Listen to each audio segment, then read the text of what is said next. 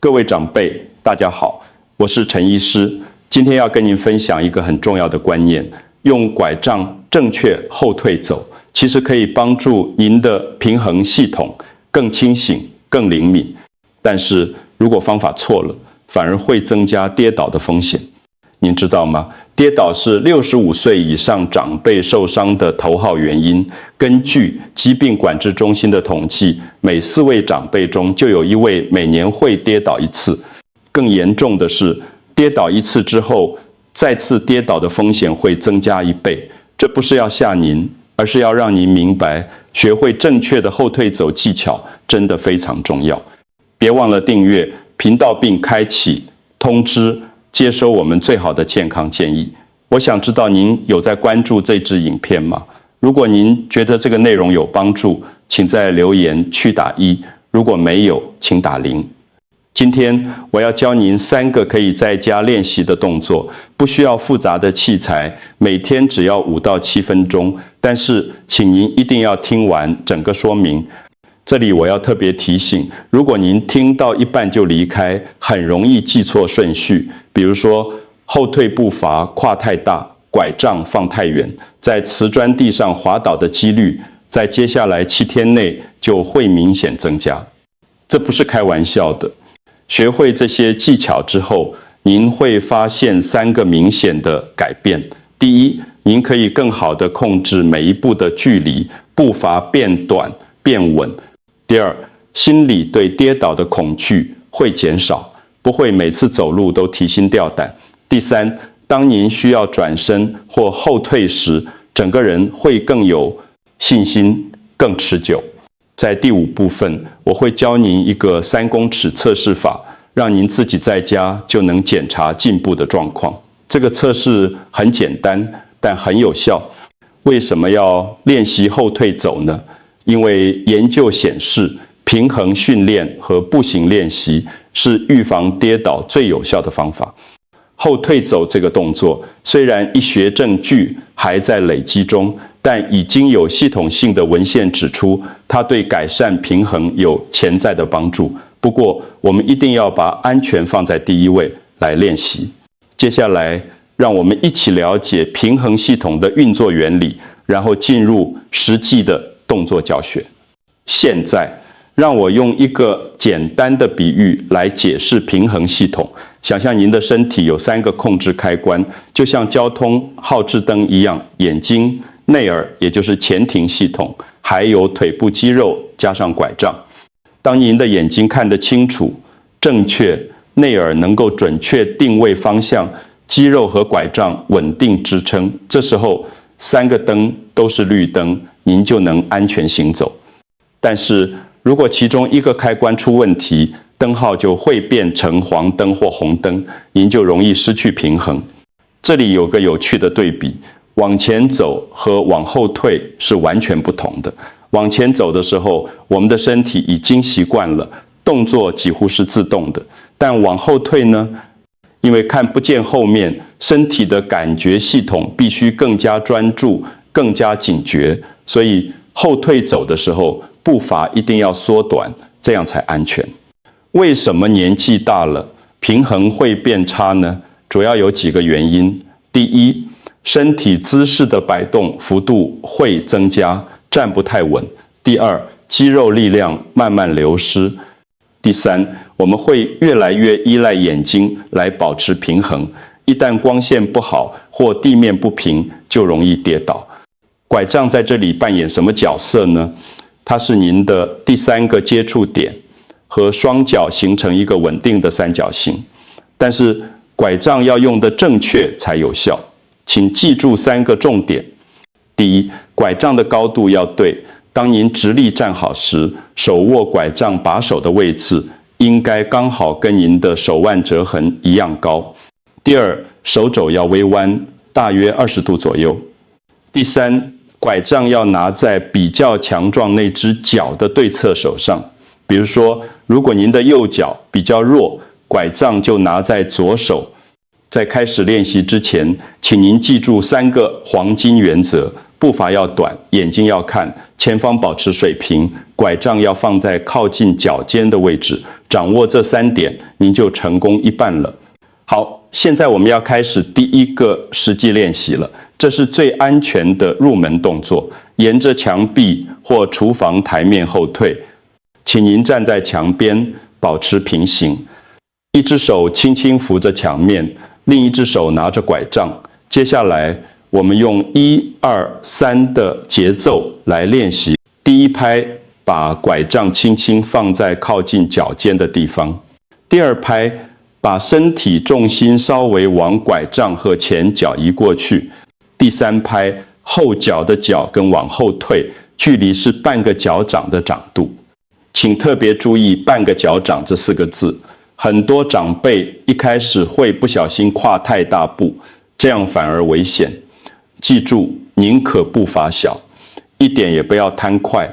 练习的时候，眼睛要看哪里呢？请看前方，保持水平视线，千万不要低头，盯着自己的脚，因为这样会让您的视觉系统失去地平线的参考，平衡反而会变差。地板的选择也很重要，请穿防滑拖鞋或防滑鞋，把家里松动的地毯收起来。瓷砖地如果湿了，要马上擦前。这些小细节都是保护您安全的关键。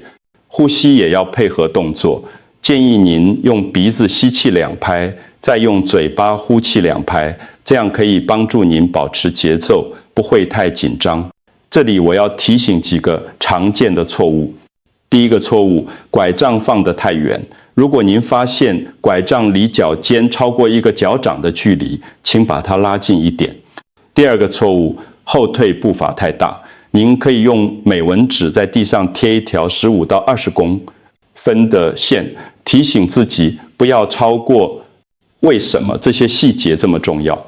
因为根据医学文献，拐杖的正确高度、握把位置，还有短步伐，都能有效减轻关节的负担，降低跌倒风险。这个动作的目的不是要您走得快，而是要启动您的注意力，建立一个安全的动作模式。请每天练习2次，每次5到7分钟就好。当您熟悉第一个动作之后，我们要稍微增加一点难度。这次我们要在地上贴2条平行线，就像火车轨道一样，用美纹纸或胶带在地板上贴出2条线，间距大约是您1只脚掌的宽度，然后您要沿着这2条线往后退10步，一样用拐杖重心、脚步的1、2、3节奏来走。这是一个中期检查点。如果您能完成10步而不踩出线外，那就表示您已经掌握基本技巧了。在练习的时候，请注意几个技术要点。第一，肩膀和髋部要保持一直线，不要扭动身体。很多长辈习惯用腰部来带动步伐，这样反而容易失去平衡。第二，拐杖一定要先放下去，而且要靠近脚尖，千万不要把拐杖伸得太远，因为那样会破坏3角支撑，让您站不稳。第三，如果您需要转头看旁边，请先停下来，先做一个小幅度的转身，眼睛看向新的方向，确认安全之后，再继续往后退，不要边走边转头，那样很危险。还有一个常见的错误，就是眼睛一直看着自己的脚。请记得，视线要保持水平，看前方，过度依赖视觉反而会让平衡变差。为什么要练习这个轨道线的动作呢？根据系统性文献回顾，多样化的平衡训练，包括步行练习，能有效改善长辈的平衡量表分数、起身行走测试时间，还有步行速度、后退走。虽然还需要更多研究，但初步证据显示它有潜在效果，只要我们谨慎练习就好。这个动作是在为第5部分的3公尺测试做准备，请您持续提醒自己，步伐要短，眼睛看前方，拐杖放在脚的旁边。练习的频率建议是每天2到3次，每次完成2到3组10步，不用急，慢慢来，安全最重要。现在我要教您一个简单但很有效的测试方法，让您可以在家里自己检查进步的情况。这个测试叫做3公尺后退测试。准备很简单，用胶带在地板上贴2条平行线，相距3公尺。您的目标是在这2条线之间往后退，来回走3趟，去回再去。如果这3趟都能做到不踩出线，不漏掉步伐，那就算通过测试。为什么要做这个测试呢？因为当您完成这3趟之后，您会明显感觉到自己变得更有信心，不管是转身还是闪避障碍物，您都会觉得比以前稳多了。让我详细说明步骤。第1步，暖身30秒，就地轻轻踏步，让身体准备好。第2步，开始后退，记住拐杖先放，重心转移，然后脚后退半个脚掌。第3步，到达另一端后，安全转头，停下来，转身，看清楚方向，再继续。第4步，每一趟之间休息30秒，不要连续走，让身体有时间恢复。环境安全也非常重要，请确保以下几点：光线要充足，如果是晚上练习，请把走廊灯、客厅灯都打开，把宠物暂时带离练习区域。狗狗、猫猫虽然可爱，但练习的时候，它们可能会突然跑过来。浴室门槛或房间门槛，请贴上警示贴纸，提醒自己注意高低差。最好请家人陪伴，他们可以站在您后方约45度角的位置，这样如果您不稳，他们可以马上扶住您。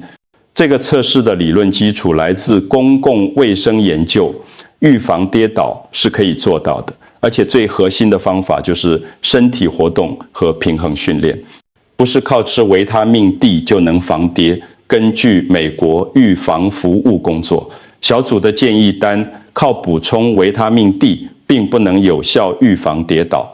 请您每2天做一次检查，记录自己完成了几趟标准的来回，还有当时的信心感觉如何。如果练习中途觉得累、头晕，请立刻停下来，并且告诉您的医师。现在让我跟您分享一个真实的故事，这是我在中立遇到的一位病人林阿公，今年78岁。林阿公有一次在浴室门槛那里滑倒，当时他想后退几步避开喷出来的水，结果脚一滑，整个人跌坐在地上。幸好没有骨折，但从那之后他变得很害怕在家里走动，尤其是厨房和浴室。后来林阿公开始按照我教的方法练习，他每天花7分钟做3公尺测试和轨道线10步，就这样持续了14天。14天后，林阿公回诊时告诉我，陈医师，我现在在厨房转身的时候，心里不会怕了，我知道怎么停下来，怎么放拐杖，怎么安全地往后退。这个故事告诉我们一个很重要的观念，很多人都不知道正确的后退步骤是停下来，把拐杖放在前面，重心转移，然后才退脚。大部分长辈都没有做对这个顺序，所以才会跌倒。让我再详细说明一次，如果您需要跨过门槛，或者在湿的瓷砖地上后退，应该怎么做？第一，拐杖先往前放，位置靠近您的脚尖。第2，把身体重心移到拐杖和前脚上。第3，后脚再往后退半个，脚掌跨过门槛。第4，确认鞋底和地面的摩擦力足够，再继续下一步。这套方法不是我自己发明的，在加拿大新斯科西亚省的健康局有一份公开的指导手册，叫做《用拐杖后退》。走里面明确写出，练习6到10步的后退走时，建议要在流理台或墙边有支撑的地方进行。最后，我要再次提醒您，跌倒是65岁以上长辈因为受伤而死亡的头号原因。这不是要吓您，而是要让您知道，预防跌倒的每一个动作，每1分钟的练习，都是在为您自己的独立生活做长期投资。如果您曾经跌倒过，请一定要告诉您的医师，因为跌倒一次之后，再跌的几率会增加很多。我们可以一起调整训练计划，找到最适合您的方法。接下来，我要给您一份非常具体的14天训练地图，请您跟着这个进度，一步一步来。第1到3天，学习动作1，也就是沿墙后退加拐杖，每天练习2次，每次5到7分钟。第4到7天，继续动作1，并且加入轨道线10步，每天练习2到3次。第8到14天，以3公尺测试为主，再搭配1次轨道线10步来维持。这个计划的重点是持续，而不是完美。如果您有一天忘记练习，没关系，隔天再继续就好，不要给自己太大压力。除了练习动作，家里的环境安全也非常重要。这里我给您一份台湾长辈居家安全检查清单。第1，把松动的地毯拿掉，或者用双面胶固定好。浴室地板要贴止滑贴片。第2，走廊要装夜灯。很多长辈半夜起来上厕所，光线不够就容易跌倒。第3，厨房和浴室附近最好有扶手，如果没有扶手，至少要确保台面是稳固的，可以扶足。第4，走道上不要堆放花盆、纸箱、杂物，保持动线畅通。第5，鞋子和拖鞋要选有后跟包覆的防滑款，不要穿那种很光滑的室内拖鞋，尤其是在瓷砖地上。什么情况下不能练习呢？请您记住以下几点。如果您觉得头晕、胸口不舒服，请不要勉强。如果血压突然降低，或者刚换了新的药物，请先问过医师再开始练习。如果您有任何不确定的状况，您可多问一次，医师也不要冒险。为什么这些环境改善这么重要？因为世界卫生组织含疾病管制中心都把修改居家环境含规律运动训练列为预防跌倒的核心策略，这2件事要一起做，效果才会最好。请您准备一本小笔记本，记录每天的练习情况，写下您在3公尺测试中完成了几趟标准来回，目标是在14天后至少能稳定完成2趟。记住，进步不一定每天都看得见，但只要持续练习，您的身体一定会记住这些安全的动作模式。各位长辈，我们今天的内容就到这里。让我用一句话来总结：正确的后退走可以让您的大脑更清醒，双脚更稳，心里更不怕。这不是要您逞强，而是要让您在自己家里走得有信心。请记住3个关键：步伐要短，眼睛看前方，拐杖放在靠近脚尖的位置。就这3点，反复练习，您就能看到改变。现在，我想请您做一件事，今天就开始练习5分钟。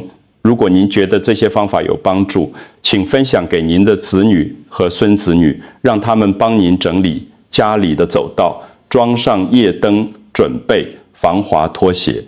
我在我们的网站上准备了一份检查清单的 PDF 档案，里面包括居家安全项目、14天训练进度表，还有地板标记的15到20公分参考线。